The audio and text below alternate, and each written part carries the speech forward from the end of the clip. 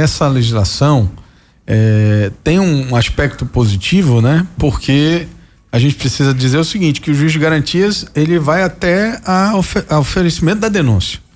Ou seja, esse cidadão que foi denunciado, ele ainda vai ser julgado. Então, é óbvio que o juiz que acompanha o processo desde o início, ele já vem com o entendimento formado para julgar o cara. Então, dificilmente o juiz que participou da investigação, se ele for o autor também, ele sendo o juiz que vai julgar o cidadão, ele dificilmente vai mudar o entendimento dele, porque ele acompanhou a investigação toda. Então, eu vejo isso como positivo nesse ponto, porque o juiz que vai receber esse processo não participou. Então, ele vai estar julgando só a materialidade, aquilo que está na denúncia, né? Esse é um ponto que eu acho que é positivo. Entretanto, eu entendo que a ideia de se colocar mais poder para o juiz como parte do processo de investigação, isso rompe um pouco esse equilíbrio, porque do lado de lá, de quem está sendo investigado, tem só o advogado, né? Do lado da acusação, você vai ter a autoridade policial, o Ministério Público e o juiz.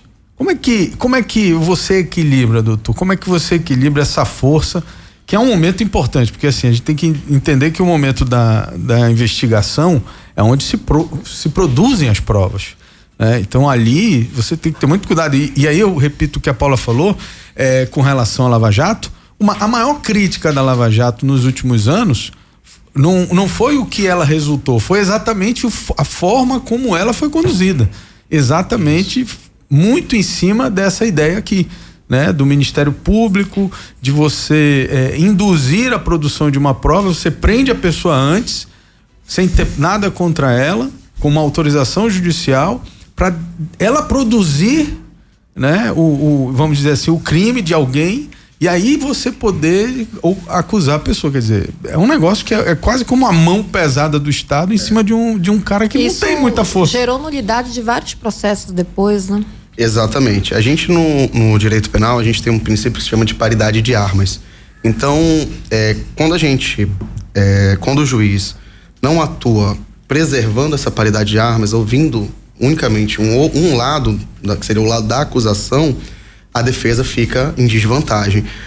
Felizmente, nos últimos anos, a gente teve uma resolução da OAB que permite hoje também que o advogado produza provas, faça um inquérito que a gente chama de inquérito defensivo e tente dar uma equilibrada nessa situação. Como eu disse, a gente tem que verificar como vai ser essas implantações dos tribunais para a gente conseguir ter uma ideia na prática de como vai ser instalado. Agora, a ideia do juiz de garantias veio baseado com dados científicos.